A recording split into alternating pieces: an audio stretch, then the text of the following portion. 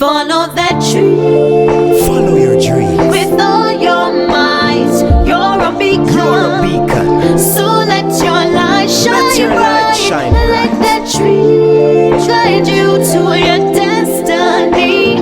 Be the best of what you were meant to be.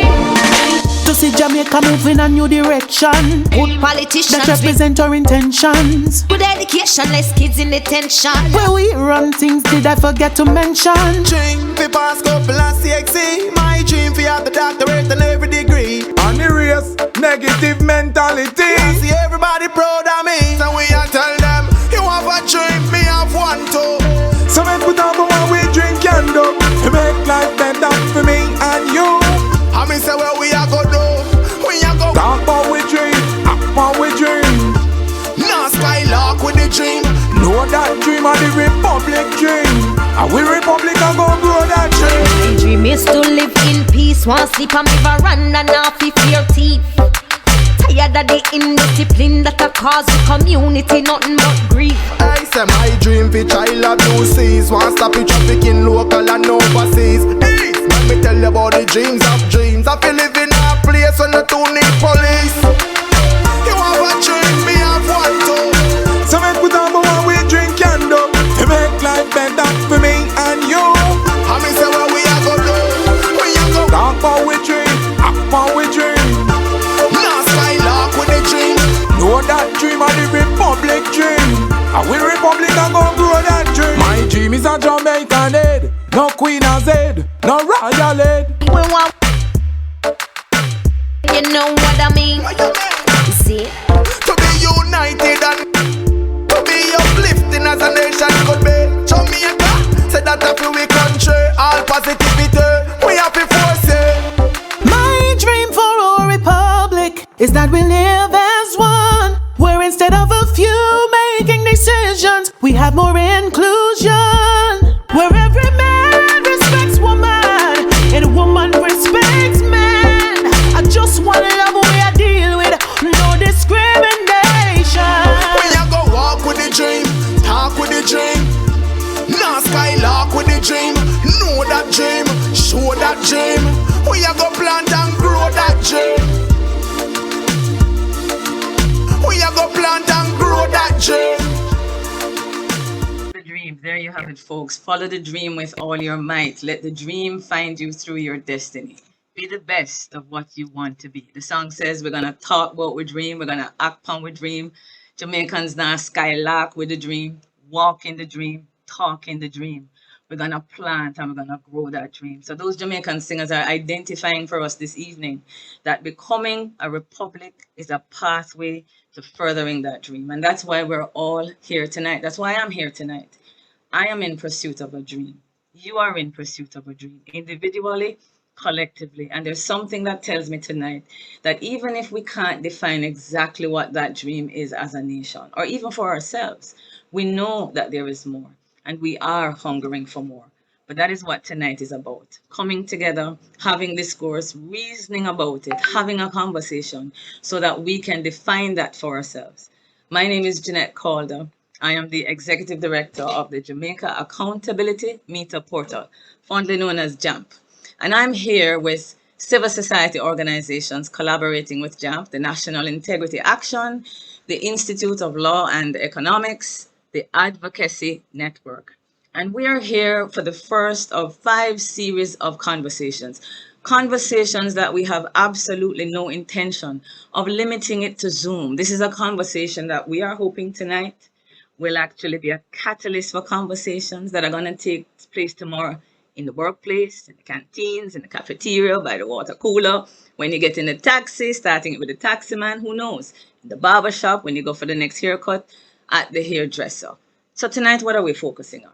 And the first in our series, we are looking at our Jamaican Republic. Who run things? That's how we're framing it tonight. But it's really a conversation about sovereignty. As Jamaica prepares to celebrate its 60th year of independence and to begin the significant step of removing the Queen of England as the head of state, We want to thank you for investing time with us this evening to listen to 3 of several experts which will be joining us over the course of several months. Who are they today? Well, first of all, we're going to have the pleasure of opening remarks from the opposition senator, Mrs. Donna Scott Martley, the deputy leader of opposition business in the Senate, and actually the spokesperson on information and justice. We're going to be following that with the Honorable Marlene Malahoo Fort, Member of Parliament and Minister of Legal and Constitutional Affairs. Now, it goes without saying the kind of full plate that's before these 2 parliamentarians. I see they're agreeing and committing to being here tonight, telling us that they want to be in the midst of the conversation with us from the get-go, all the way through to the finishing line. So we're very, very grateful for them being here with us, and we look forward to their opening remarks. Following that, we will have Professor Rosalia Hamilton joining us as moderator. She's the founder and director of the Institute of Law and Economics. Now, a little later on, we'll go into the introductions, but I have to tell you who the panelists are. We have the Honorable Dr. Lloyd Barnett, National Integrity Action, Professor Trevor Monroe, and Professor Clinton Hutton. No names that are particularly strange to us here, but we're going to do justice to them with appropriate introduction in a little while. Around 6:40, this is where we're going to hear from you, your questions, your curiosities about the subject. That will begin at 6:40. And the only thing that we ask of you is no holds barred. Whatever you want to ask, we'll be calling the questions, we'll be sharing them with the panelists.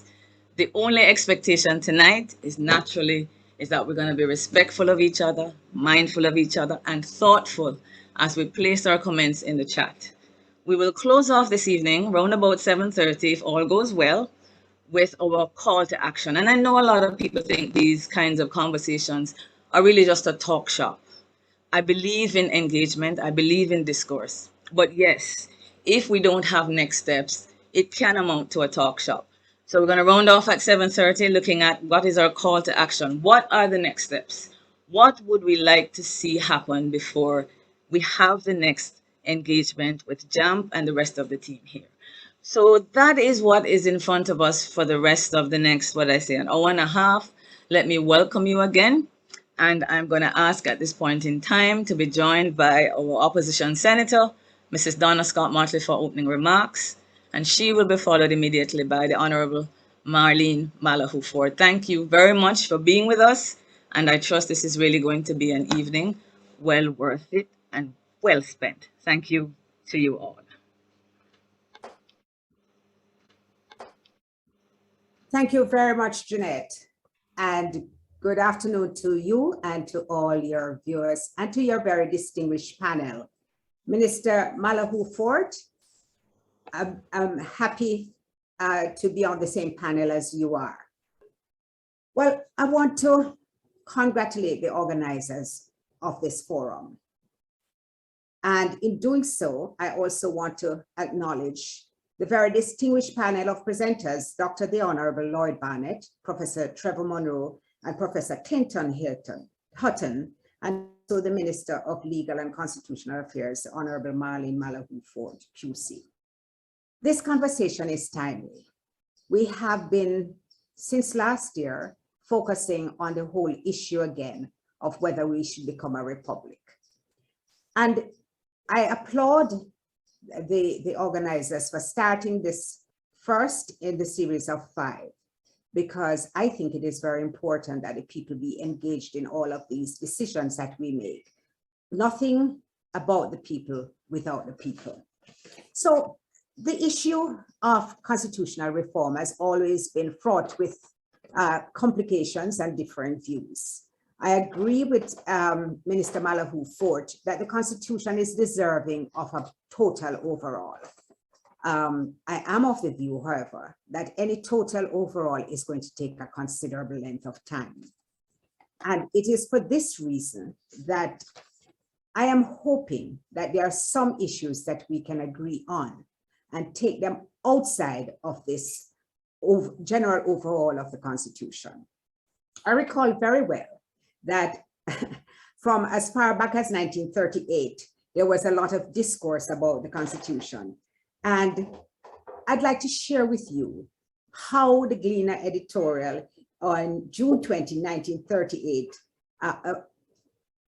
approached the whole issue of constitutional reform back then, coming up with a new constitution. The island's newspaper, The Gleaner, then expressed a view of the ruling planter class on constitutional change. And the editorial was captioned, "From complete self-government for Jamaica, good Lord, deliver us." Very poignant comment. And the fear of giving the self-government to all was reflected in that title for the editorial. But in 1961, when we embarked on a constitution, which we would reflect our independence, we did have a select committee, a joint select committee appointed from the House of Representatives. And the mandate which they got was to prepare a proposal for a constitution for Jamaica to take effect on independence. There were submissions from the public, but historians say that they were hardly considered.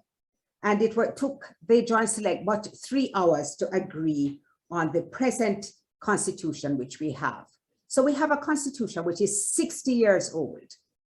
And it was from 1974 that the discussion started about changing the constitution to reflect who we were and our own identity as a people. We have had several commissions which have looked at it. We have had many discussions around it. I remember when I was a student, I went into every highway and byway, every school room, and we had discussions with the people about what they wanted to see in a constitution.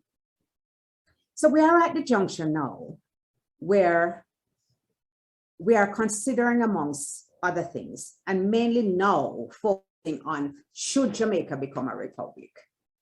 And there's no question in my mind that it is timely to do so. Some might say it is just symbolism. I am not one of those who approach it that way. I'll tell you this. There were 2 things which happened recently which impacted me in a very dramatic way. The first was when I found out that the Governor General had an insignia for personal use that depicted the Archangel St. Michael trampling Satan, Satan being drawn with a dark skin. I found that the implications of wearing that insignia very offensive. And it brought into stark relief how much it is that we have symbols all around us, which we do not notice and we do not consider the impact of it on the psyche of our people. Recently, when Prince William and his wife visited Jamaica, I heard Prince William say to the country, "I bring you greetings from your queen." And I was stunned by that remark, because I realized then, but she is the Queen of Jamaica. Now, you might think that that is very naive, but when you're talking about a monarchy and being a monarchy, there are times when it's very, very distant. But when he said, "I bring you greetings from your queen," I understood in a much more stark what it was that he was saying. So I say this in bringing you greetings. Who run things? It's time we decide that the people must run things. And it is time that we give the people an opportunity to participate in what kind of constitution that they want. I hope, however, that since there is agreement between the opposition and the government that we want to become a republic, and since we have had these discussions since the 1970s, that what we can do is pull this aspect out of the constitutional reform. I think in our 60th year, as we grow to this kind of maturity, if we could even do that bill in now, it would be a significant achievement. So I have the minister here in this forum, and I'm imploring her that to make this significant step at this time so that we can actually table the bill. There is a lot of support. We have polls and we have discussions. we have information which shows that the people would be ready for such a step. So in this, as we celebrate our Diamond Jubilee, let us also celebrate becoming a republic and consider that at the same time, we should leave the Privy Council. I look forward to the discussion, especially to hear the people's views, and I thank you for inviting me to this event. Thank you very much, Senator Martley. And without any further ado, we would love to welcome for her opening remarks, the Minister Marlene Malahoo Forth. Good to see you. Thank you so much, Madam Moderator. My pleasure. Good afternoon, good evening, good night, good morning, wherever you are joining this very important conversation about Jamaican sovereignty. The question of who runs things in Jamaica, I believe, does not lend itself to an easy answer, even in this defined context of a conversation about our sovereignty. And as the government moves ahead with the work to transition from a constitutional monarchy to a parliamentary republic. Some would say that Jamaica, as a highly indebted middle-income small island developing state, is not truly independent. The level of our external indebtedness brought us to the brink of economic collapse. By and large, our priorities have been determined by the lenders, including the international financial institutions and creditor governments who came to our rescue with onerous conditionality. Some point out that taking care of our development and other needs has been placed behind repayment of our debt, which is the first call on our revenue. As a result, many question the meaning of political independence from our colonizers when they say we remain economically dependent. And then we have the legacy of colonialism and slavery bequeathed to us by the institution of the British monarchy, and which still impact us adversely. The persistence of both overt and subtle discrimination against people on the basis of class and color continues to influence our society and indeed the world over, in the form of disparities in education, health, wealth, income, social mobility, and almost any other metric we might use to measure equality. And to the extent that many are made to feel like second-class citizens or view themselves as less than because of the color of their skin, then some say it is that destructive element or force that still dominates, as the emancipation from mental slavery, the freeing of our mind, is yet to be realized. At the same time, others say, when the act to make provision for and in connection with the attainment by Jamaica of fully responsible status within the Commonwealth was passed by the English Parliament and the legislature of Jamaica almost simultaneously on the 19th day of July, 1962, providing that as from the 6th day of August, 1962, Her Majesty's government in the United Kingdom shall have no responsibility for the government of Jamaica, and no act of Parliament of the United Kingdom passed on or after that appointed day of August 6, 1962, shall extend or be deemed to extend to Jamaica as part of the laws thereof. And from that 6th day of August, the provisions which are set out in the first schedule of the Jamaica Independence Act having effect with respect to the legislative power of Jamaica. Some say that Jamaica was empowered for its sovereignty. After all, others even say that sovereignty is a political concept that refers to dominant power or supreme authority, which in modern democracy rests with the people and is exercised through representative bodies such as the Parliament of Jamaica. Whatever view you take, I believe there is no single right or wrong answer to that very provocative question, who run things? But I believe the very distinguished panel that you have assembled for this conversation will shed much light on the topic. I know at least two, and I say two of the three only because of my familiarity, have written seminal work. Dr. Barnett, The Constitutional Law of Jamaica, and Professor Monroe, The Politics of Constitutional Decolonization, looking at Jamaica between 1944 and 1962. And I know Professor Hutton brings his own perspective on the matter. I say that to say how very pleased I am to accept this invitation to be here, and along with Senator Scott Motley to bring opening remarks.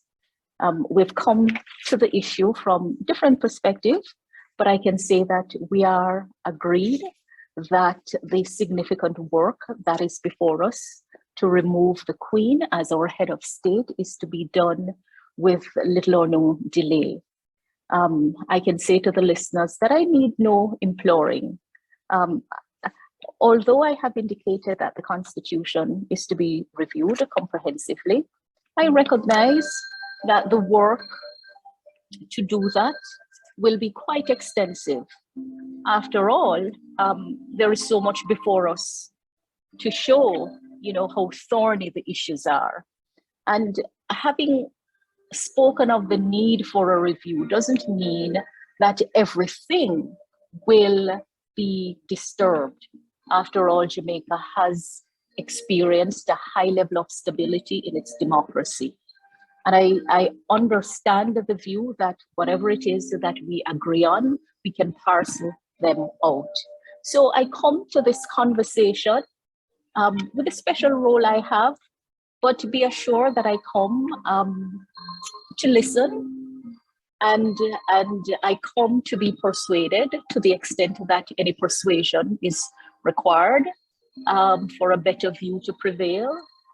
I too am very excited at the prospect of our move from a constitutional monarchy to the parliamentary republic of Jamaica. I too share the view that it is not mere symbolism, even though I also accept that some of the substantive changes that are required to address the plight of the people have little or nothing to do with the form of government we take. But it is important, and I will not underestimate that. So I look forward to hear the views that will be shared by the very distinguished panelists, and also to see the exchanges as persons listening on and weighing on the conversation. I close by congratulating you, Ms. Calder, and your wider group for convening this very important forum. The work to ultimately establish the Republic of Jamaica must involve all of us by design. It is not just government and parliamentary opposition, but it also involves the people. There is much to be understood, there is much to be explained, there is much to hear and listen to. And so I'm really excited about what lies ahead, and I'm truly excited to be part of this conversation. Absolutely wonderful. Thank you very much, Minister. I mean, the word excitement is more than I could ask for, but it certainly is where we are. I'm certainly was born after 1962, so there was quite a bit of what we rejoiced that I can only enjoy in pictures and when we ask, grandparents about it and fathers. So it's really awesome to be living in this time of history. It's even more awesome to have you present and Senator Donna Scott Motley. So what we have here is a member of the upper house, a member of the lower house, making a commitment, hitting the right tones, signaling to us that we will be a part of the process. I think most Jamaicans, Minister, Senator Motley, have heard that the process of 1962 was only 4 months long. Initially, it was only supposed to be 2 weeks of engagement. They implored our leaders, give the people a month. I think here in our 60th year, we can bank on the reassurance you gave us that this will be you and the rest of the parliamentarians working with us, trying to redefine what our future looks like and what sovereignty really means. So thank you very much for being here tonight.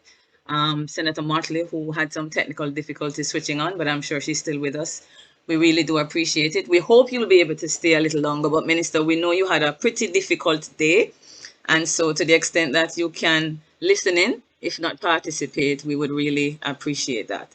And this is where I will turn over to our moderator for the evening, Professor Rosalia Hamilton from the Institute of Law and Economics. Thank you ever so much. Thank you so much, Jeanette, my co-moderator. All right, who run things? You know, we have an awesome lineup of panelists here today who are going to share their views about Jamaican sovereignty. Who had it, who have it now, and who ought to have this supreme authority that the minister spoke about. I want to apologize for Daniel Archer before we started. Daniel should have been the moderator, unavoidably absent. She really wish she was here, but I've stepped in and will fill in for her. Now, let me start with Professor Clinton Hutton, CD. He is the director of the Institute of Technological and Educational Research at the Micro University College. And he is an award-winning researcher and author with a distinguished record of research and publication and all kinds of good stuff. He's also a retired professor of the Caribbean political philosophy, culture, and aesthetics at the University of the West Indies. And he's a well-known painter, photographer. There's a lot more I can say about Professor Hutton, but I want to jump into this conversation because I know he and the other panelists have so much to say. So let's begin, Professor Hutton. Just give us a brief overview of who ran things in the past. Just do a little historical overview there. During the colonial period and before independence, who really ran things?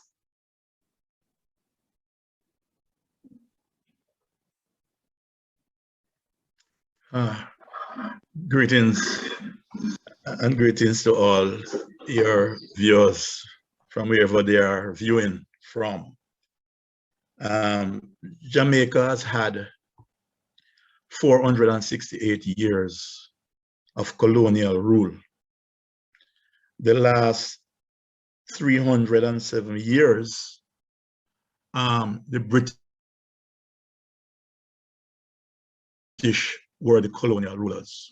Before that, the Spanish for 160 years. For 330 of these 468 years, the colonial system that we had was centered around the enslavement of Africans. And so we have had for 468 years, that is up to 1962, white people ruling Jamaica. That's it. And the rule was a series of violence, regimentation, crime against humanity, the genocide committed against the native population, the Tainos, and genocide against Africans. Over 1 million Africans were brought to Jamaica and enslaved in Jamaica. And at the time of abolition of slavery in 1838, the Black population of Jamaica was just over 300,000. The Black population, therefore, was unable to sustain itself, was unable to reproduce itself. So, this is what we have had from the people from Europe who ruled Jamaica for 468 years. When slavery ended in 1838, the slaveholding class did not disappear. The next day after abolition, they continued to rule the country. When independence came, the class that ruled in Jamaica before independence did not disappear when we gained independence. They continue to rule. And in all of this, whether it's abolition of slavery or independence, what we have had at these historical juncture, handing up the pool in relation to the issue of power and governance in this country. But the essential superstructure, culturally, economically, and philosophically, essentially remained in more or less linked to those 468 years.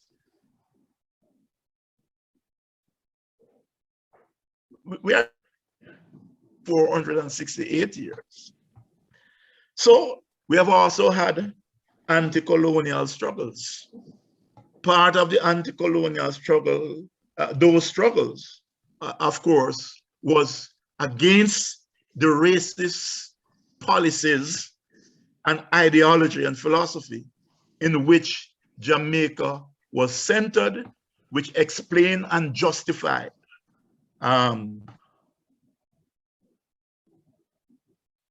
what happened over these 468 years. That did not disappear with independence. And indeed, to close up, in 1865, there was a major uprising in Jamaica led by Paul Bogle and his group. There was a movement in Jamaica led by Paul Bogle, and there was an alliance with Paul Bogle and George William Gordon. There are three slogans of the Morant Bay Uprising. One of them is liberty of person, liberty of land. That is to say, the abolition of slavery without the abolition of the property that was chained to enslavement on which our forebearers were kept. If that chain from the property is not broken and given to the people who were enslaved, then freedom is only partially achieved. The second slogan of the Morant Bay Uprising was color for color, skin for skin. They are responding to these 400 and, well, at the time, less than 468 years, but they were responding to the history of divide and rule, with a small group dominating a large group on the basis of skin color. And what Bogle and his people were saying, that in order to deal with this problematic, then the skin color that was dominated and abused and desecrated and used, that they have to, that skin color must come together in unity in order to overcome this problematic. The third slogan of the Morant Bay Uprising was black skin, white heart. The recognition that there were some people of African ancestry who were so bedeviled, so taken over by the philosophy and the culture of white supremacy, that they pose a threat to the unity that is required for freedom. And if in fact it is this particular issue years after that Marcus Garvey spoke to, when he says that an important, a central element of freedom or attaining freedom is to release ourselves from mental slavery. He and Bogle were speaking about the same thing. And therefore the issue is in one, and I'm focusing here on one area, although it can be many. To what extent do we consciously, and I'm saying that as an educator, to what extent do we consciously deal with the issue of prejudice that defines how we respond to people in relation to how they look? How do we deal with these things in the education system? I am still saying that we have done some things right, but we have a far way to go in relation to these fundamental issues by our forebearers. All right, great. Professor, how can you really put in perspective our 60 years when you compare 60 years to 468? We're just starting on this journey.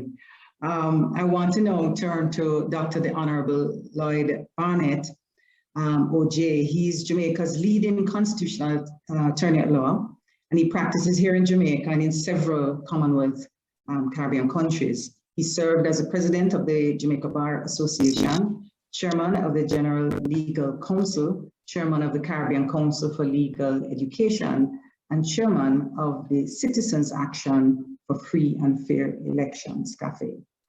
Dr. Barnett, now we've heard a little historical background. What were the constitutional arrangements back then during the colonial era? And explain to us what really happened at independence. How did the constitutional arrangements change? Yes, thanks for asking me to participate. The constitutional evolution has been in the context of the socio-economic framework which Professor Hutton has just described. There was no holdover from the Spanish occupation so far as legal and constitutional systems are concerned.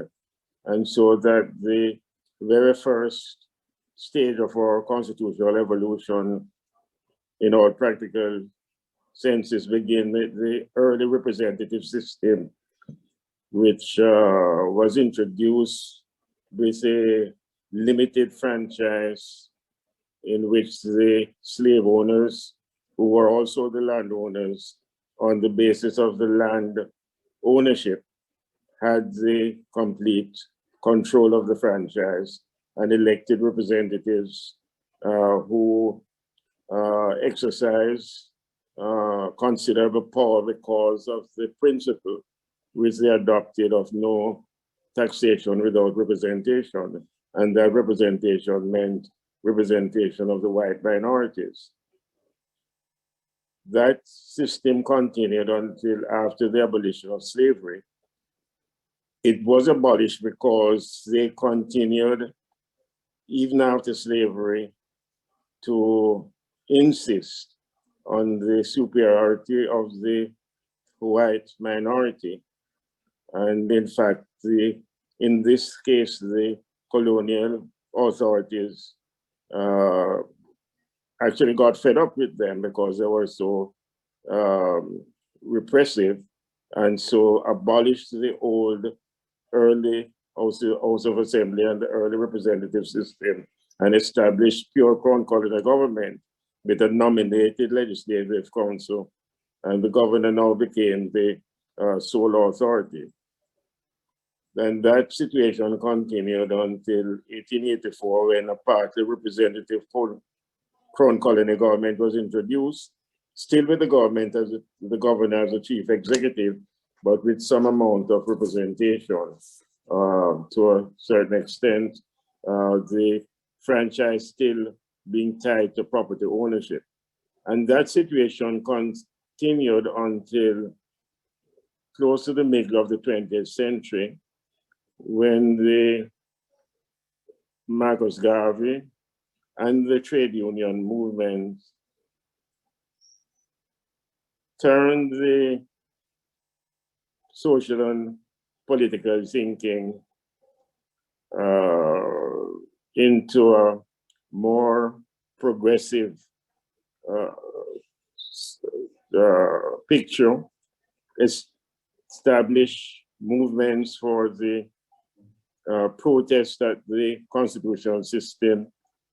And when a Royal Commission visited the Caribbean, because this was a Caribbean movement, it came to the conclusion that the consensus was that there can be no progress without constitutional reform. And so Jamaica in 1944 got a representative crown colony system in which the important change was the adoption of universal adult suffrage. And the introduction of an executive council which included elected members, persons elected on the basis of that wider franchise. And then there was partial development with 1953, partial representative government, and an incipient cabinet system. 1957, expansion of the responsible cabinet government. In 1959, internal self-government, where the cabinet was established as the principal instrument of policy. And then that led automatically into the 1962 type of constitution, which was modeled on the 1959 constitution, with the addition of fundamental rights in that 1962 constitution. In 1972, the voting age was reduced from 21 to 18 after a fairly contentious situation in relation to the management of the electoral system. And then in 2011, the modern Charter of Fundamental Rights and Freedoms was introduced into that independence constitution. So that in this time, the developments have been influenced, as is obvious, from the socio-economic changes and the development of a stronger political movement at the grassroots.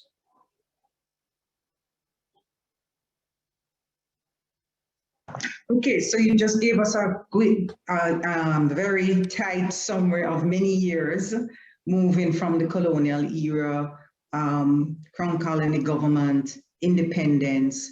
At independence, you know, when we asked the registrants to indicate who they think run things, several individuals indicated that the Prime Minister and Cabinet run things.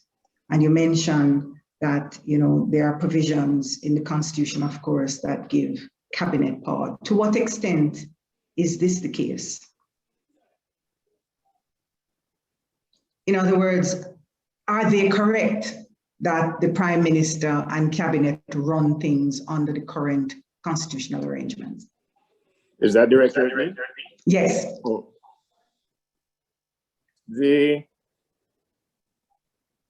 practical constitutional and political situation is that to decide who runs things is not easy, because there are influences which vary in intensity from time to time, depending on the subject matter.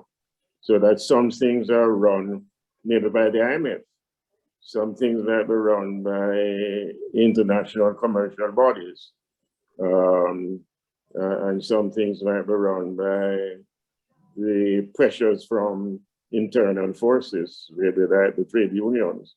So that it is not an easy question to answer because of the diversity of the pressures and influences. But the overall formulation of policy and the decision to give in to some of these pressures lies with the cabinet, which is presided over by the Prime Minister, and depending on the political situation within the governing party, the influence of the Prime Minister may be predominant. Right, and we've of course understand that a lot of these independence constitution have had enormous power centralized in the hands of the Prime Minister and Cabinet. So that's certainly something that we have to look at as we move forward. To what extent is it appropriate and necessary to devolve some of that power? Let me move on now to Professor Trevor Monroe, CD. Everybody knows Professor Monroe. He's the International Development Consultant. He's currently the Principal Director of the National Integrity Action, Jamaica's chapter for the Transparency International. And he has been appointed member of the International Council of Transparency International, and is one of only 30 global individuals across the world that have been, is a member, and he's the only person from the Caribbean. Professor Monroe, of course, has a long, distinguished record of academic work, and he's very active in civil society and, of course, in public service. So, Professor Monroe, you know, Minister Malahoo Fort in her sectoral presentation, and of course, she spoke to some of it today. Not sure if she's still here, but Minister, you did note that in your mandate of your new ministry, the Ministry of Legal and Constitutional Affairs, you're going to, of course, undertake this comprehensive constitutional reform, and we commend you on that. You also said that the goal is ultimately to produce a new constitution of Jamaica enacted by the Parliament and to establish a Republic of Jamaica as a parliamentary republic.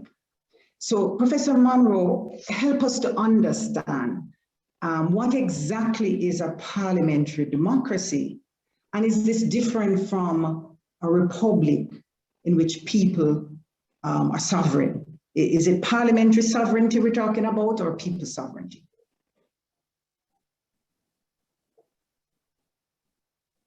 Thank you for that question, Rosalie, and let me begin by congratulating yourself, Jeanette, and the others who are responsible for bringing us together this afternoon. And most of all, I see there are about 9,700 people with us, and I have to really congratulate them for taking time off from so many busy endeavors to be with us this afternoon. Let's start with the basic. I mean, everybody knows we need to start with definitions. A parliamentary republic is a state in which supreme power is held by the people and their representatives, and where a nominated or elected president, rather than a monarch, is the head of state. So there are three things there. Supreme power, that's sovereignty, held by the people. But in the modern world, it's never exercised directly. 3 million people can't make laws by themselves. They need to do that through representatives, so that you have a representative system. And at the head of it all, symbolically, there is a president nominated or elected by the people. That struggle to get this in Jamaica began many years ago, and I want to associate myself with Clinton's remarks: emancipate yourself from mental slavery. Those of us who still believe that because the Queen is a nice person, and I have nothing against her personally, that we really need to stay with that institution which has been with us over 300-400 years. Secondly, the issue of getting there, and I'm so happy that Minister Malahoo Fort said something this afternoon which was not so clear in her presentation. To use her exact words, that we need to move to remove the Queen with little or no delay, quote unquote. If I got her wrong or I listened incorrectly, she will rectify that. But I was very happy to hear that, because this effort, which she now says should take little or no delay in starting the process by removing the monarch with all of the associations of the monarch in our history. Actually, in 1962 is where it began. There's a big body of opinion that was saying to those who made our constitution, which Lloyd just described, that we need a parliamentary republic in which the people ultimately would exercise great sovereignty over their elected representatives. That opinion was given very little shrift. And if I'm incorrect, Lloyd will tell me, I think Lloyd Barnett, who is with us today, was one of those in 1961 who made representations that we really should begin the process of independence as a parliamentary republic. Then we come to the 70s, and Donald's told us of the extraordinary levels of consultation with people in communities, in districts, on the question of the change in the constitution. Then we came to the seminal 1991, a critical point. Again, People's National Party, Jamaican Labour Party, groups from youth clubs, women's organizations, you name it, trade unions, University of the West Indies, all agreed that what Minister Malahoo Fort said here this evening should be carried out with little or no delay. Further forward, at the eve of the independence, 2012, Prime Minister, as he was then, Bruce Golding, said, look, time come. No disrespect to the monarch, but we have to move forward. Since Portia Simpson Miller, subsequently, 2012, said we have to move. But we have moved, except in one respect. Great consultations. It took us 10 years to change Chapter 3 of the Constitution in order to move the Charter of Rights to where it is now. Fundamental protection of the rights of the Jamaican people, the right to non-discrimination on grounds of being male or female, the right to a healthy environment, it wasn't there in 1962, and so on. Very controversial discussions took place in that body, which I had the privilege of serving in 2007, 2006, 2005. One of the points that Clinton Hutton made, emancipate yourself from mental slavery, equal rights and justice, as Peter Tosh put it. A major issue, non-discrimination on grounds of language. I remember it very well. That point was not one. So today, of course, people who speak Jamaican still suffer considerable discrimination. And that's one of the points that need to be dealt with in the comprehensive constitutional review with which I agree and which Minister Malahoo Fort has pledged herself to. But in every comprehensive review, in every process, there are stages, there are milestones. And one of the important milestones that we are now facing is to ensure that we get that parliamentary republic in which the people are sovereign, begun by removing the monarch. And that can be done within 1 year. It could be started before, at the time of our independence, 60th anniversary, with a bill before Parliament right after, and it could be concluded at the 61st anniversary to cast that milestone, which would do two things. One, remove the rallying cry of the slavery period and the colonial period, namely the monarch, and put in place a Jamaican president so that we would then have a symbol of ourselves. And symbols are not mere symbols. We need to stop using that adjective, or simply symbols. They are sources of identity on the basis of which people are rallied. Whether it's a high school, KC purple and white, St. George's blue and white, or it is a country with a flag. Symbols are identity givers and basis for rallying people. And because we now have unity between our two parliamentary parties, civil society groups, and very importantly, for the first time in 2020, the polls show that the Jamaican people wish to move to that milestone, removal of the monarch, having our own president. On the basis of that unity, we can then tackle the other important issues that would ensure that our people exercise more power over the parliament, and the parliament exercises more power over the executive and the prime minister. It's a process that has to be begun. We have the ability and the opportunity to pull us together, to show ourselves that we can do important things in unity and not just cheer for, Shelley Ann Fraser Price or Usain Bolt.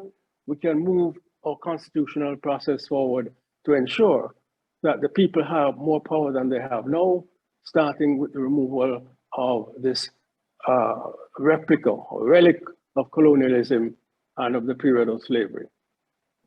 So Professor Monroe, I too am comforted that our minister seems to be willing to move very quickly to move away from the Queen of Head of State. But I want to just ask you a little follow-up on this distinction that seems to be there in the terminology of a parliamentary republic and a republic of the people. Is there really a difference? And we use it, you're right, we have to define these terms and the terms can be confusing. But when we say a parliamentary republic, is that the same thing as a republic in which people are sovereign? I see the two as part of the same process. Dominica in the Caribbean is a parliamentary republic, Trinidad and Tobago is a parliamentary republic, India is a parliamentary republic, Singapore is a parliamentary republic. each of them having different mechanisms to ensure that the people exercise greater power and ultimately supreme power, not only at the time of elections, to choose and remove those who make laws and who make policy, but also in between in what we call a participatory democracy. And remember, the word democracy comes from the Greek and it means people rule. But people don't rule themselves except in mechanisms which we ourselves in Jamaica need to explore. Because the only job that I know of in Jamaica where there is permanency for 5 years, no possibility of removal once they behave within the law, is a member of parliament. Any other teacher, a nurse, member of a board of a private sector, all are subject to removal if they have gross misbehavior. No such thing. So we, in our parliament, so we have to move the process in what is called the United Kingdom. Can you imagine the United Kingdom, which for so long had the Supreme Parliament, in 2015, passed a law to be able to allow the constituents to recall a member of parliament under certain conditions. If they misbehave themselves and 10% of the constituents believe that they're no longer fit to hold office, they recall that a member of parliament. And it has happened a couple of times. So I'm saying that there are mechanisms which have been proposed in the past, which remain relevant. Once you have the parliamentary republic to strengthen the people's sovereignty over those whom they elect and whom they choose to serve them, but who right now, they can do anything and not be brought to sanction because the people have no power except after 5 years or whenever the election is called. So parliamentary republic is an important milestone on the way to strengthening the sovereignty of the people in a republic of that nature. And so we're going to come back in other conversations about that, the way in which we strengthen parliamentary democracy, both directly and indirectly. And these are other ongoing conversations that we will have. So I want to follow up another statement that Minister made in her parliamentary presentation. Professor Hutton, Minister made an important point, and I think sometimes we get lost in the details of these statements. But I think her statement that a goal of this new constitution is to replace the constitutional monarchy and to affirm our self-determination and cultural heritage. I think it was a very, very important statement. I ask you, how important do you think this affirmation is, given the kind of historical context that you painted when we started?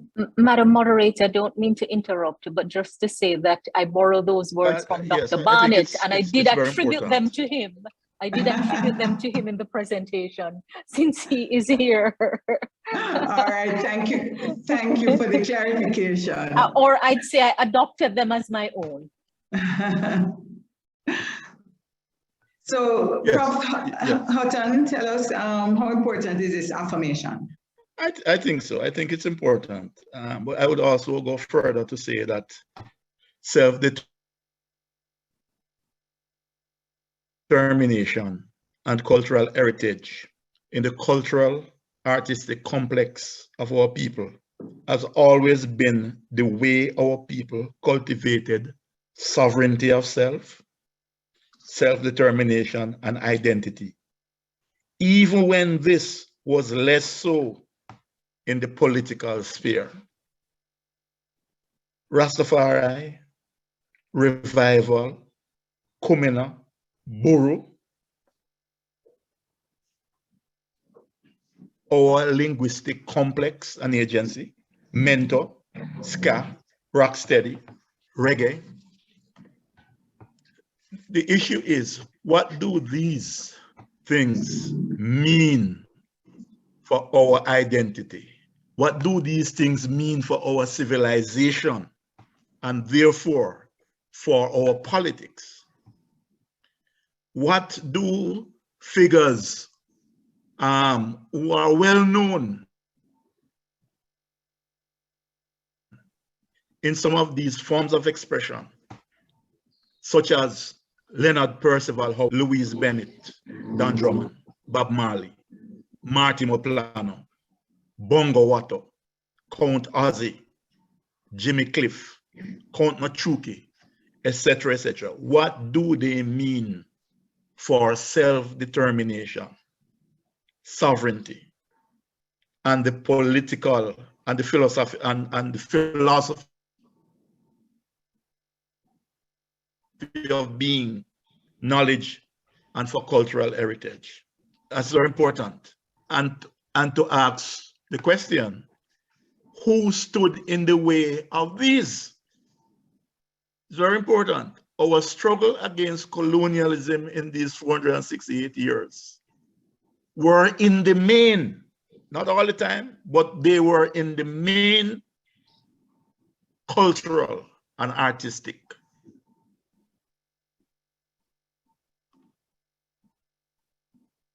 And some of these expressions were banned during the colonial period. And people who practiced some of these were looked upon, have to hide, even today in respect to some of these things.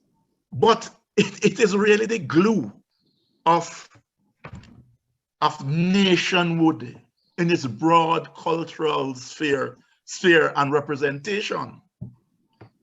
It is very important to the issue of citizenship, of Jamaican-ness. And by the way, it is these traditions that Jamaica is known globally. It is in relation to these traditions why people come to Jamaica as tourists, and when you had sports to it. The people in tourism could not pay to advertise their product.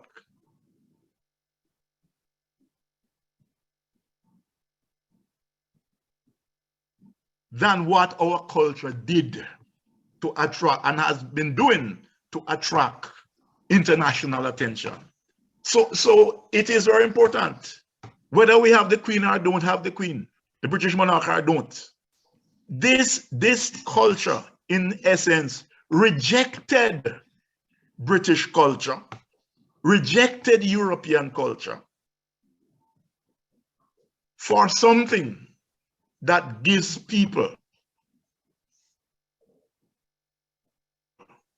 a sense of self and a sense of purpose, and of course representing their cultural and creative ethos, things that are very, very important for development. So we still see the persistence of some of this, because, you know, when you look at instances, I mean, the reality now, we see it almost too often on our televisions, rejection of our African hair and our Africanness. Now, we remove the Queen. How does that change? What will make us feel proud of who we are, Professor Hutton, and affirm ourselves, with or without the Queen, for that matter? We have been doing that. That is why in the 1930s, Leonard Percival Howell was arrested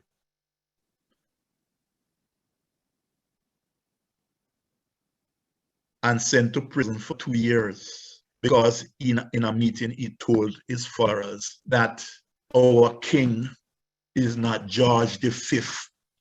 Our king is Selassie. What the Rastafari movement has done was to overthrow in the mind of Black people in Jamaica the idea of European superiority in all respects. And therefore, the deification of Selassie must be seen even beyond that. It is seen the respect that we are able to give to persons like ourselves. Because if we don't respect and give respect to this type of a situation, then we are going to continue to fall for those who claim themselves to be superior to us. So the impact of these on our social psychology is extremely important. And we can say it for many other things in respect to our cultural identity, in respect to the music we create. And in fact, we should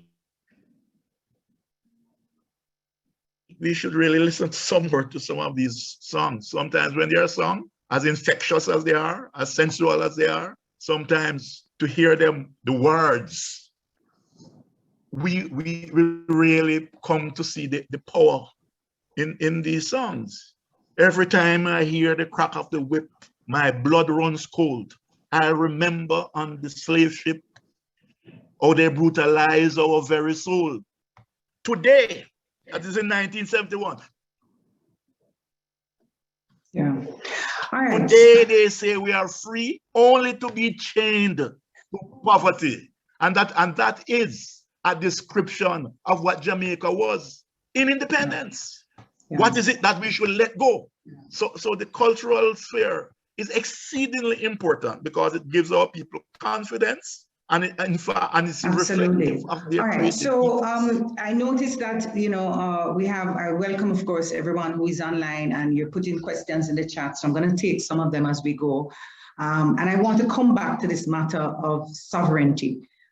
Just a clarification of the definition for us, Dr. Barnett. What exactly is sovereignty? And in explaining the concept, also explain for us what is the exact role of the Queen of Head of State. Some of our registrants who registered when they joined this meeting told us that the Queen runs things.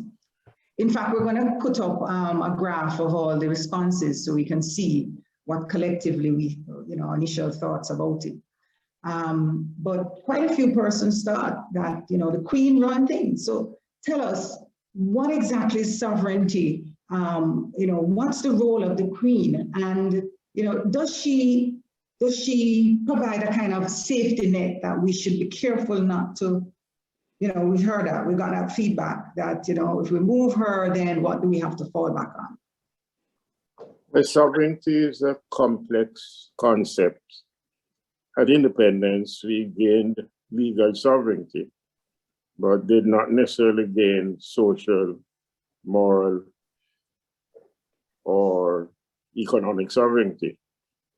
And the full sovereignty is possible, maybe impossible in modern times, because even fairly advanced countries are circumscribed by international situations. But what has happened is that in Jamaica's case, there are internal factors which militate against full sovereignty in the widest terms, some of which Professor Horton was referring to in his contribution just now. But the Constitution can't amend or correct some of these deficiencies. But to the extent that the Constitution can lead or give some direction in relation to the affirmation of our sovereignty, then that should be done. And one of the things I suggest, apart from the abolition of the Queen as our head of state, is that the Constitution should be a Jamaican instrument, not a British order in council.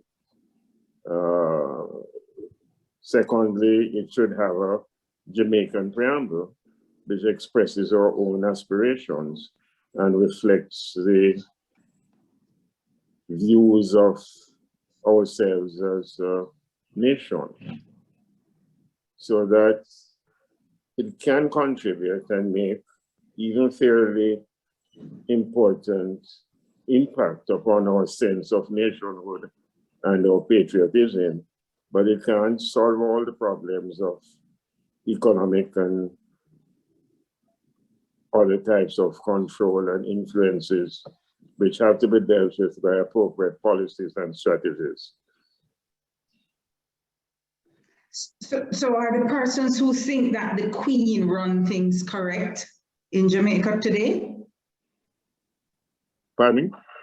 There are people who think that the Queen run things and that, you know, the Queen doesn't run things. It's the symbolism of the Queen as our head of state that is repugnant to the idea of an independent, sovereign, and free people, especially having regard to the history. Right. You know, we have recounted the history already, but that history is a sordid history.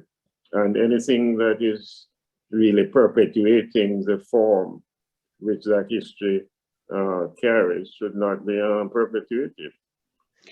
And, you know, coming from you, I think this would be important for people to understand whether her position as head of state means she has any legal obligation to help Jamaica in the case of a crisis. So what are we going to lose if we move away from the Queen?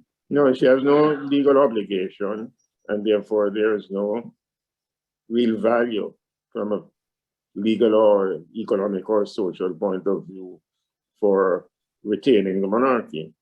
And similarly, she has no power over us because from a legal point of view, we are independent. But from a moral point of view, the very nature of the symbolism is repugnant to our independence. Quite so. All right, so we've clarified this. For those people who are concerned that, you know, we're going to lose something, that's absolutely not the case. And so we have on the screen, these are your responses. You've given us a good sense of who run things. The citizens are faring well out there. Trevor, Professor Monroe, let me bring you in here because, you know, there is this, I look at the second, and if you add private sector and middle class together, that's a good chunk of the responses, right? 11 and 13, that's about 24%. There is we know we have this kind of two Jamaicas, you know, have and have nots. And there's a strong view that this 1% runs things in Jamaica. Give us a sense of what that means. And for those who feel that the 1% run Jamaica, are they wrong? Can I put that in a broader context? Mm-hmm. 6 or 7 years ago, a survey was done amongst 107 countries. I think 113,000 people were interviewed in the various countries, nationally representative samples. And the question was asked, do you think that your government is, or your public authorities are serving the public, or are they serving minority interests? The majority of citizens in that global survey answered, we believe that the public authority is serving the interests of the minority who have property and wealth. Jamaica, it was about 57% of the total survey. Jamaica was 54% at the time. This was 2014. That 54% has now increased, where as we look at in our sample, a large segment of our population believes that the private sector, the 1% or the 5%, run things. And I would separate that from the middle class of teachers, of doctors, of lawyers, of medium and small businessmen. Now, this is a problem in every single democracy, because part of a sovereignty, part of being a republic, or indeed a monarchy, is that people do have rights. And one of the rights that folks have is to exercise the right to make contributions to political parties and political candidates. It follows from that, especially when politics takes so much money to run, that those with most money will be able to use it not just to exercise their rights, but to buy political influence. So that in every democracy, this is a major issue. How does the rules of the game, the constitution, as well as legislation, mitigate and guard against the people's sovereignty exercised at the time of elections and otherwise being subverted by the power of money? And so it is not unusual that our survey would produce that result. But what it does tell us is that insofar as there are different segments in our society, there's a working class with their own forms of organization and ability to influence, exercise power, the women's organizations, etc., that the power and the structure of the game needs to be so organized as to not give any particular group influence that can undermine the sovereign power of the people. And to that extent, in every mature democracy, there are rules, policy, and legislation which limits the extent to which big money can buy politicians, political party, and exercise undue influence. Jamaica led the way in the Caribbean in 2017 after 15 years of advocacy. I recall when I was in the Senate putting the resolution that there should be some way to limit the power of money through campaign finance reform. Everybody agreed. But for 15 years, little or nothing was done. And when something was done, it left big loopholes. So that as we speak, to use the colloquialism, he who pays the piper calls the tune, the Jamaican people don't know who paid the piper. The Electoral Commission has some idea because the law requires a level of disclosure. And one of the areas that we'll have to look at as we move to make our parliamentary republic, hopefully to be attained by our coming together on that issue in the next year, is the issue of how do we structure legislation to ensure that the 1% in exercising their legitimate rights do not go beyond that into being the main power to run things.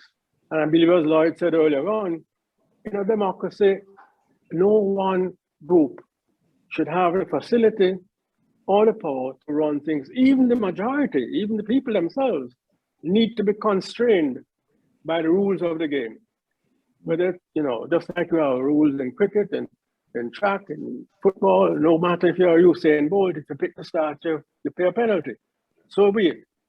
That democracy, the sovereignty of the people, cannot mean the tyranny of the majority to do whatever they would wish, which is why our Charter of Rights and Freedom, which took 10 years to discuss and develop, and it's just one chapter of the Constitution, is so very, very important in protecting the rights of all, those who have money and those who don't, the ordinary man in the street, as we have seen within recent weeks, being protected against police offensive behavior in states of emergency. So the rules need to be constructed in a way that limits the ability of the 1% to use their money power to control the political decision makers and policy makers. All right, thanks, Trevor. Professor Hutton, all right, so there's a lot of apathy in Jamaica. This tyranny of the majority only happens, Trevor, if in fact you have citizens actively engaging, and taking strong positions.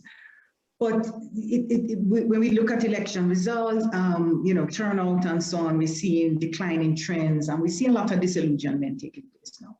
And one of our participants in the audience say, that when you look at the entrenched power of the political culture of overlordship, as they put it, can people really see themselves, able to kind of create the kinds of room and stand constitutional? Are there how will people create these kinds of new constitutional arrangements that will give them power in the context of existing power that exists and the kind of apathy that we see?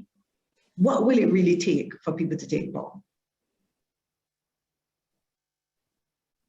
Yes, it's important that people form organizations, new ones, and it's important that they refurbish old organizations because it is only by conscious organization around issues that they'll be able to do a number of things. Deal with the issue of responsibility and accountability. Deal with the issue of political obligation.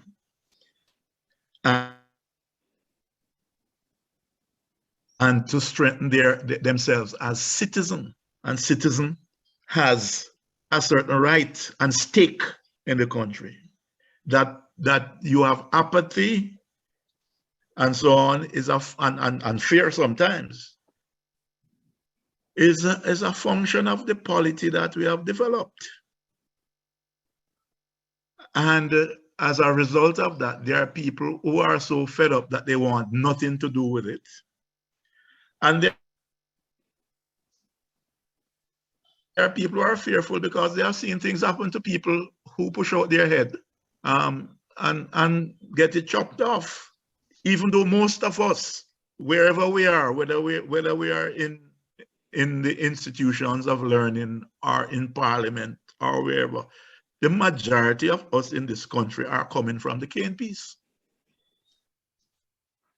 But coming from the KNPs with varying degree of consciousness, in which some people embrace the model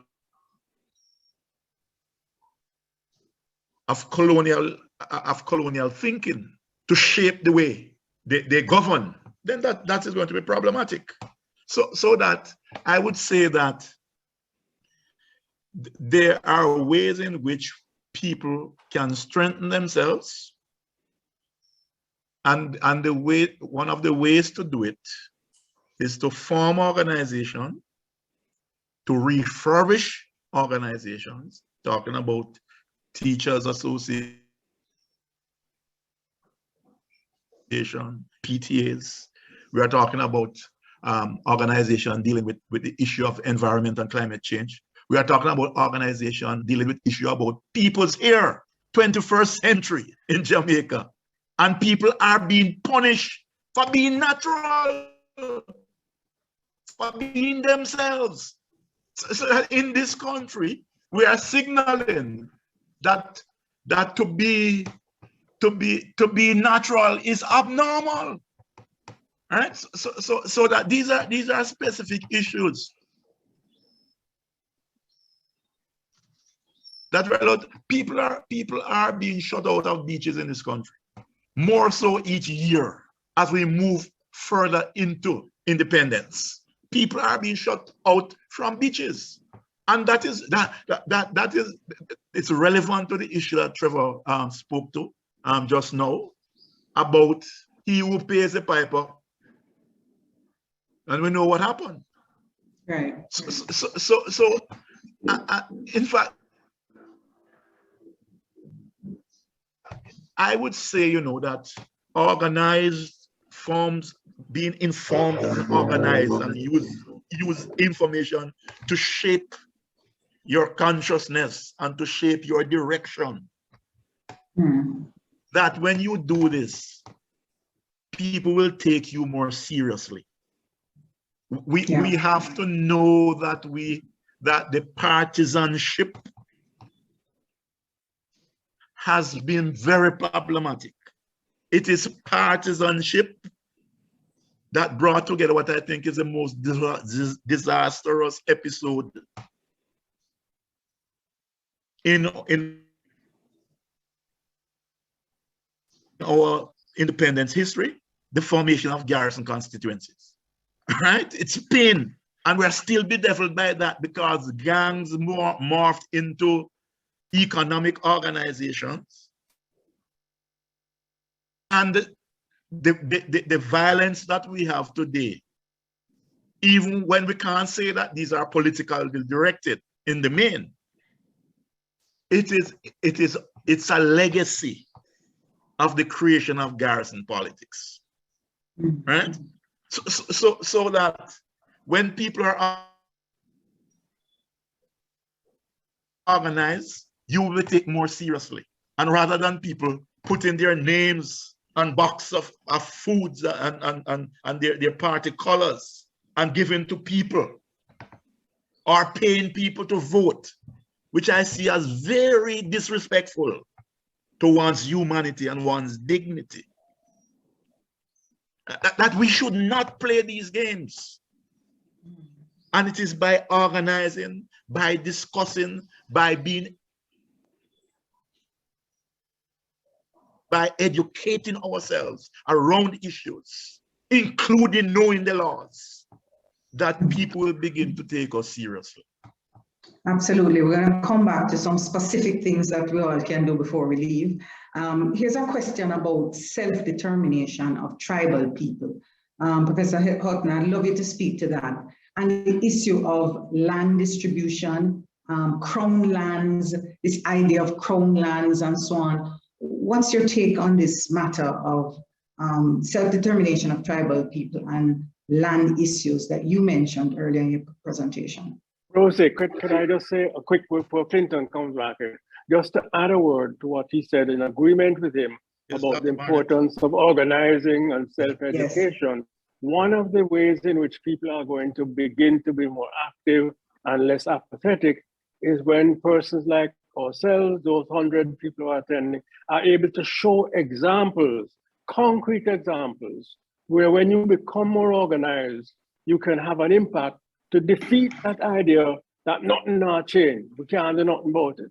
The taxman who brought that case last, which came to the Constitutional Court, which handed down his judgment, if he didn't do that, then those regulations which gave ministerial authority to pull somebody off the road indefinitely would still have legal status. So his action showed that you can make a difference. The trade unions a few weeks ago, who were left out in the dark as to what was going on in relation to the comprehensive economic review of the public sector salaries, they stood up and you see results. The government has had to take them into account in a different way. So I'd only add one thing. Let us keep showing examples where when you take action within the law, or indeed sometimes on the fringes of the law, it does make a difference and therefore encourages us not just to say it's not changed, but to do something about it. And as Professor Hutton said, the early developments came from a lot of civil society organization, Jamaica Agricultural Society, Teachers Association, trade unions, and neighborhood groups who organized and became involved, because you cannot expect progress without being involved and making a commitment. Quite so. I mean, the recent example of our festival song is another case in point. The people made their voices heard and we had a different decision. So, people can do things to get different outcomes. And I think it's fair to say that our political representatives will listen. And we've seen some instances where it happens. It's not all the time that they don't. Yes, Professor Hutton, tell us a little about this. This is one of the questions from our participants about self-determination of tribal people. I mean, in Jamaica, we don't think we have tribal people, we do. Yeah, that must be respected. And in fact, there's a global movement in relation to that, which is also recognized by the global body, UN, and so on. So that's important because what has been happening as we go through the 21st century, we are seeing, I mean, in a country like Colombia, for example, and Brazil, and in fact in the Caribbean, we have seen where there is growing destruction of their land and appropriation of their land, almost a retaking up of what happened with the first voyages and actions by the Colombian world order, and therefore people are picked up on because if they are deemed to be weak,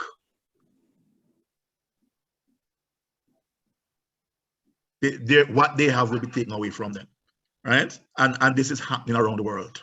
In the case of Jamaica, there's an issue in relation to Maroon community. Of course, the Maroons are not sovereign in terms of a state within a state. There's no issue like that. But the issue in relation to their land is an important issue, and that must be dealt with. And within Jamaica and outside of Jamaica,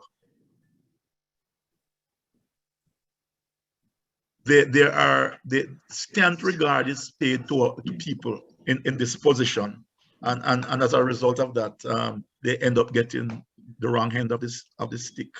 The broader issue of the land question in Jamaica, most land owned by Jamaican people were bought by them, even though the slaveholders were paid. They were compensated for loss of property. And they were clearly in my study of our history, there were people who were saying that they should get the land, that they earned the land. I mean, one such person was a brethren by the name of what's his name again? But he was the youngest member of the Paul Bogle movement. He was advocating for people to get land free because they earned it. The land structure in Jamaica is pretty much the same as it used to be.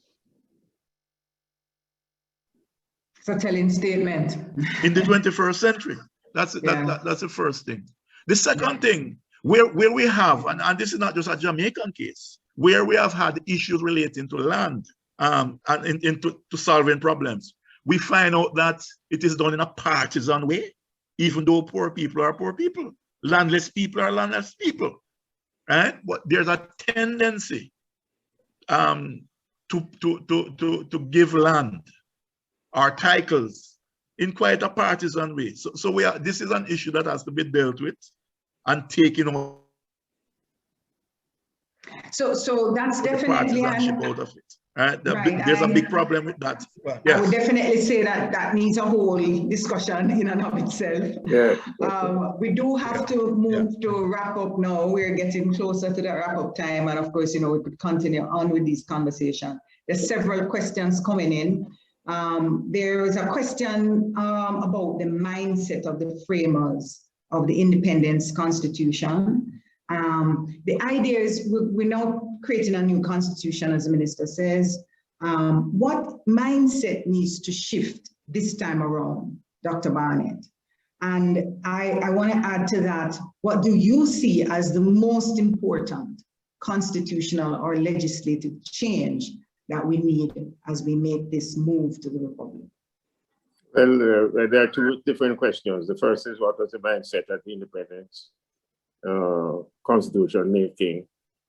Right. It has to be remembered that the move to sovereignty was as a result of the breakup of the Federation. So that the government, which was then led by Norman Manley, was very anxious to get through with the independence constitution arrangements as fast as possible without any conflict with the British over what was determined, so that we could get independence before Trinidad, because he felt that was a way in which to overcome the fact that the Federation, which he had supported, had broken down. Secondly, he operated on the principle that the parliamentary system that we were accustomed to had worked, and so that there should be no radical changes to that system. In fact, he was not very enthusiastic about having any fundamental right provisions in the Constitution, because the British didn't have any, and so you didn't see why we needed it. And as Trevor mentioned, it was only by, representations, which eventually the private sector supported because of the property protection that they required. That eventually it was included at the last moment. So that is the position in relation to the mindset. But our mindset now has to be an affirmation of our status as an independent people, so as to get rid of the trappings of colonialism and the monarchical forms. Not all, as I said earlier, constitutional reform requires changes to the constitution itself, because constitutions don't exist only in one instrument, but in several additional laws and practices. And so that I would think that the very important thing that we should do is to identify those things that need changes to the constitutional document that we now have, and which in particular require a referendum in order to effect the changes, because you can't have several referendums for different changes. So we should decide what are the matters on which we are agreed and which requires a referendum, and proceed as quickly as we can with those matters. Okay, and I want to also take this question that was posed earlier by Sabrina, and she recognizes that, you know, we want to move away from the monarchy and establish this republic, but she's concerned about this movement. How does it actually give people a voice?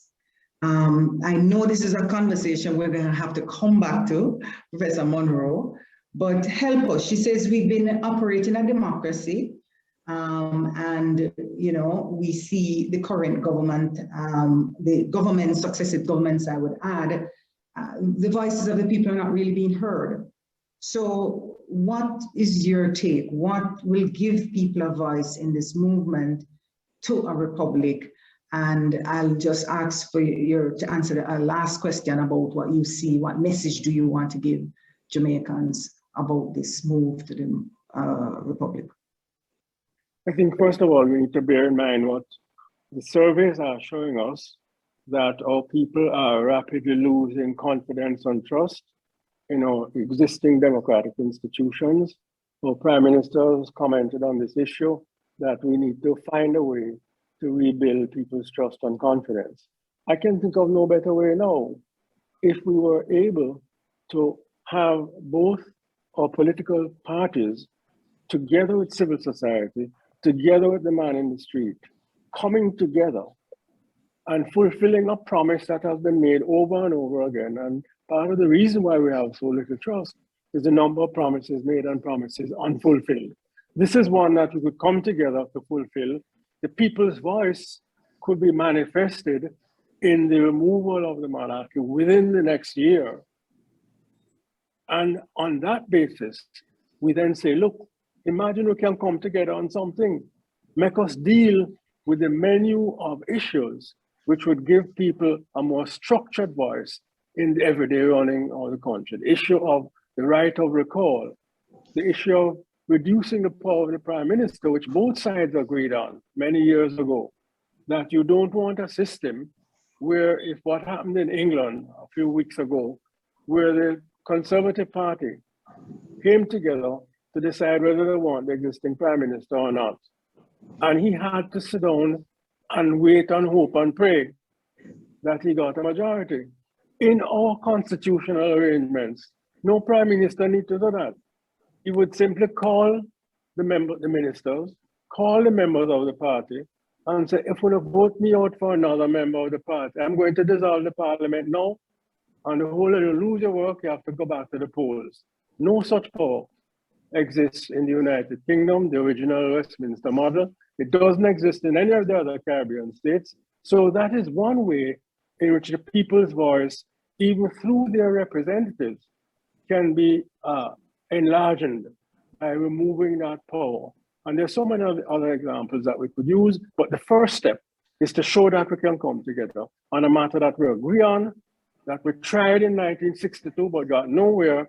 Now 60 years later, time come, as former Prime Minister Golden said, no make 60 pass and not happen. In that context, I would say that the main thing that people need to do following on this conversation and before the next panel is to inform themselves a little bit more on the different kinds of constitutional arrangements.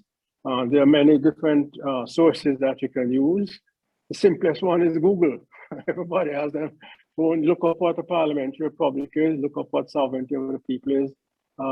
My own book, Introduction to Politics, explains a lot of this for the university students. And the other works that were referred to about how our constitution was made. So inform yourself first, and then secondly, don't make issues pass without having your voice heard. Jamaica is in the top 10% in the world in terms of freedom of the press, freedom of media. Make us talk out, inform ourselves, and begin the process of getting a stronger voice in running our country and ultimately our parliamentary republic. All right, thank you so much, Professor Monroe. You know, we've been talking a lot of experience and so on. I want to hear from some young voices, and we have next Shamir Bryan. He's one of our youth leaders, really a special young man who jumped into the work of the Advocates Network, and he is a student at the Faculty of Law at the University of the West Indies, and he shares a passion in nation building, particularly concerned about the fact that as a young man, wearing his locks is an issue in Jamaica today. And I want to just hear from Shamir Bryan, what you've listened today, you've heard a lot of perspectives on who run things. What's your take on what you've heard? And what would you tell Jamaicans, especially young Jamaicans, having heard this discussion today? All right, good evening, first and foremost, and thank you for having me, everyone. So from the discussion, what I've really gathered is that, first and foremost, I fully appreciate that it is we, the citizens, would be, the ones running Jamaica. One, because in a country of almost 3 million, possibly more already, I believe it is through the people and by the people that the country is run. So with that standard, I only see the Queen, as what was mentioned earlier, as a symbol and nothing more in this context. In this current day of history, I don't see the Queen as anything more as just a symbol of that same grip that we still have to the monarchy and that we constantly are in a fight to actually withdraw from. So with regards to that whole conversation, I would really like to say to my fellow Jamaicans in the chat that one, the first step in moving to a republic is to educate yourselves. Because without the actual knowledge, we won't actually know where to go, what's our next step, where do we move? Because yes, if we remove the Queen, that's great, but what then? Because running a country is no simple task, and of course, being completely, independent of the Queen, and in the actual sense now, would be a completely different battleground. So, educating ourselves would definitely be the first step, and educating ourselves would be fairly simple in this day and age, where we have an abundance of resources in regards to information. We have it here within this very group and network. So I would believe that educating ourselves would be more than just a simple step, but it's our responsibility as a Jamaican national. It is our right, it is our God-given privilege. Secondly, we shouldn't keep this information to ourselves. I fully believe that this information should be shared among ourselves, our peer groups, our families, communities, friends, colleagues at work. This information is necessary as a part of our history and a part of our, identity as a Jamaican. It really goes forward to show where we are right now. Because I've noticed for my last 3 years going through university that when I bring up the topic of, the monarchy or a republic, the actual independence of our country, people kind of snuff at me. They don't really take me seriously. And I really wonder why most times, because I would believe that as a Jamaican national, I would like to have full control and identity with my country. So with that being said, I understand that not many people really understand what it truly means when it comes down to actually, going forward as a republic. So telling your friends and educating them in regards to what it might mean, or even at least pointing them in the right direction, that would help. I fully believe that will help. Because with the youth arm of the Advocates Network, we've managed to pull at least 50 plus members, and that was within a few weeks of its fruition, creation of the group. And that was just from simple conversation, just like a regular hi, and engage them in conversation. It's that simple. The third step I would put forward to you is to engage within a community and take action. Group action is powerful. I've experienced it through my leadership and part of the Mona Law Society executive at the University of the West Indies. I've taken part in several voluntary acts in regards to giving back to the community and sharing knowledge within the community itself. So when we act as a group and go out, there's going to be great things happening. There's going to be a spread. That's how wildfire begins. That's how even this pandemic began. It was a spread from one community to another. I know that's a bit of a strange analogy, but it does bring my point across. But group action, that is definitely one of the most important things. And it gives you the feeling of involvement. Because being honest, when it comes on to taking part into, acts of service, when you can visibly see that your actions are given towards the overall impact of the movement, you feel different. You feel like you're actually making a difference. You feel like a difference. So I would definitely say the group action part is definitely key. And the group action is actually going on right now in this meeting. It's just one of the prime examples. Fourth, accountability has been one of the biggest problems in Jamaica for as long as I've been born, really.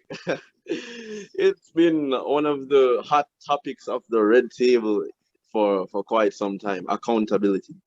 We need to be able to, identify who is in charge and, have a conversation. Identify where the problem lies, and then we'd move from there.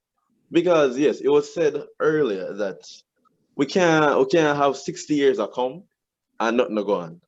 You understand me? So it's really a factor of things going on this journey that are bumps on a very narrow road. So these bumps can be easily navigated around or fixed, but accountability is a major factor. And it was pointed out that the Jamaica Accountability Meter portal, JAMP, would make this easier, and the website will be provided later on within the meeting. The final aspect, however, is to support advocacy campaigns. And that goes back to my third point with the group action. Advocacy campaigns is just one of the many ways we can actually give back and to go forward with our movement overall. Advocacy campaigns, they can be simple. They can just be simply, sharing information on your social media platforms for those who are, a part of that. Or going into the community and sharing. Going to church, it's very simple. And one of the campaigns that I was very interested in, and I believe that Dr. Hamilton had, mentioned it before, is in regards to the African hair discrimination. That's one of the reasons why I actually started growing my locks, because I can't be living in a country like Jamaica where, our identity was so attached to, black beauty and or a whole natural building. And it's frowned upon within our own political and political system. It's very hard to secure a professional or high-end job with a certain hairstyle that is accepted in other countries, by the way, I might add. So I find it very strange. So that is just one of the many examples of where we should be going. And that is my hot take from the meeting thus far.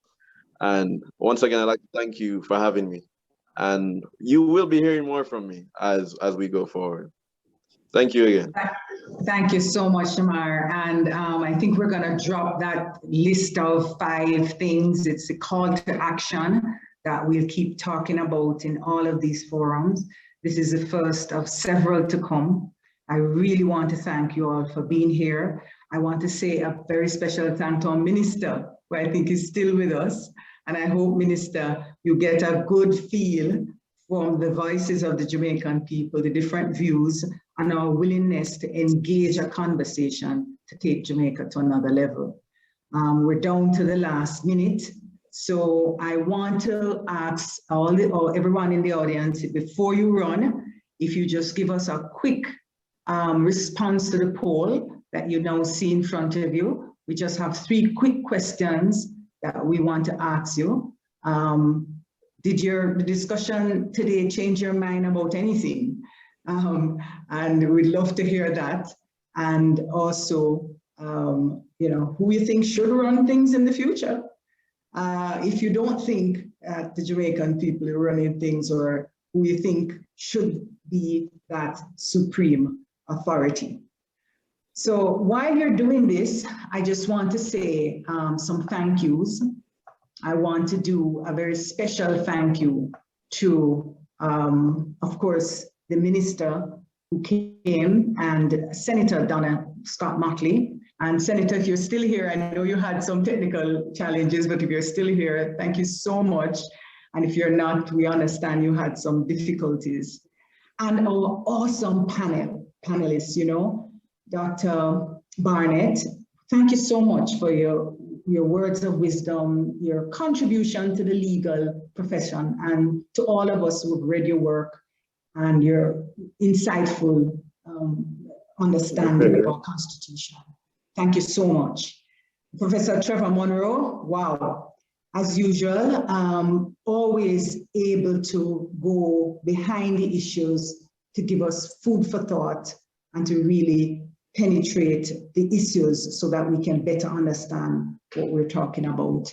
And Professor Clinton Hutton, wow, that 460-year history in a nutshell was awesome. Thank you so much for really putting today's issues, contemporary issues, in historical perspective. You know, somehow we grapple with today's issues and we don't often see the connections to the past. One of the things that we've been talking about is, for example, landlessness. Today we have 20% of our population that are squatting. These are legacies from the past that we've not resolved, and there are many more, our education system and so on. So thank you so much for putting those issues in perspective for us. And our youth leader extraordinaire, Shamir Bryan, thank you for your wise words at the end.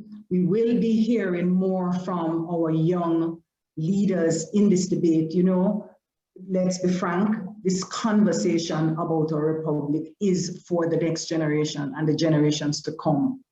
And many of us are simply providing perspectives and guidance, but it is truly in your hands. I want to say a very special thank you to the organizers, Jeanette Lewis, Daniel Andrade, Daniel Archer, who again couldn't make it, but was very instrumental in organizing this. And our very special moderator, Jeanette Calder. Now, Jeanette, I don't know if you have a final word for us before we wrap up, but if you're still there. Of course I'm still here. You've done a great job in pulling all of this together. Thank you. My pleasure. I'm just really grateful to the 105 Jamaicans who tuned in. I am very clear that we have spent far too long in the 60 years pointing Rosalia at our leaders. My granny, my mother told me, when I point, 3 fingers are pointing back. We are the owners of Jamaica. And I think it's full time we began to operate as owners, partnering with our leaders and recognizing that we have a role and a responsibility. So that's the extent of what we want to say, but we're just looking forward to everybody joining us for the next series. and hoping that you will engage everybody that you meet between now and then with the things that you learned and the questions that you have, and just get some feedback from other Jamaicans. Thank you much, Rosie. Yeah, everyone. Wonderful. Me Thank you to so much. congratulate the conveners and you, moderator. I'm happy that I was able to stay from start to finish. You're off to a good start. As you know, my ministry also will be leading its own series of public engagement and conversation, but together we can be stronger. So congratulations. Wonderful. Thank you. Thank you. Thank you so much. Really appreciate that.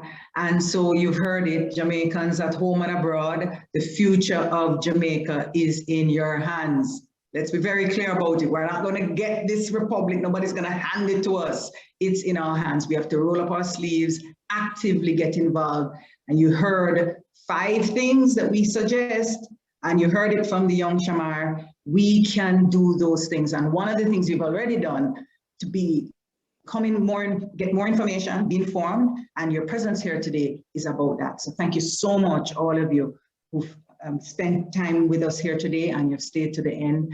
You know, when we started, we had that song. It's really about our dream for Better Jamaica. We all have dreams for Better Jamaica. And I think that we can use this path towards a republic to join hands and to actively pursue our shared dream for a better Jamaica. Thank you all so much for staying with us, and walk good. Thank you. Follow that dream. Follow your dream. With all your might, you're a beacon. So let your light shine bright. Let that dream guide you to your destiny. Be the best of what you were meant to be.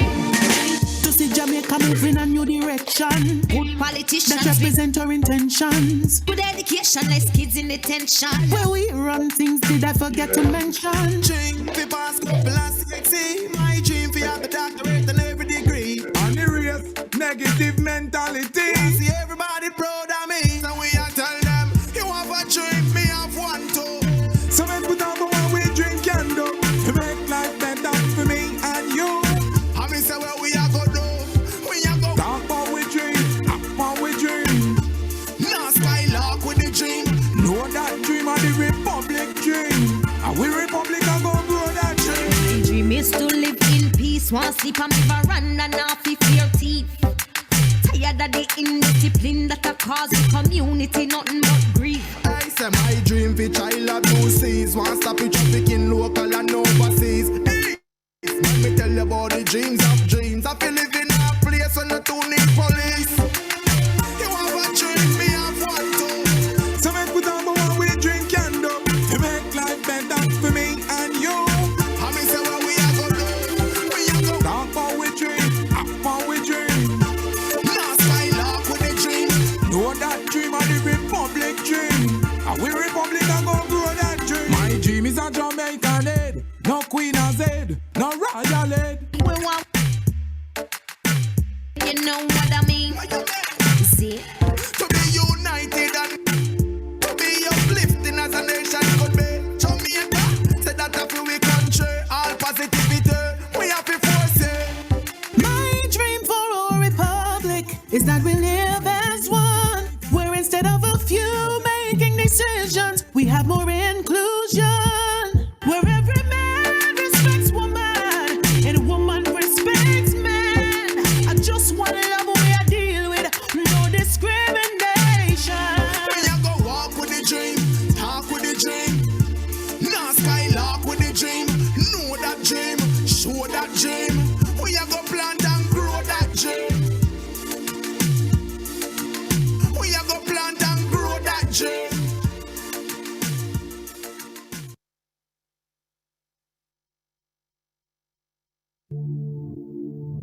Follow that dream. Follow your dream. With all your might, you're a beacon. So let your light shine bright. Let that dream guide you to your destiny.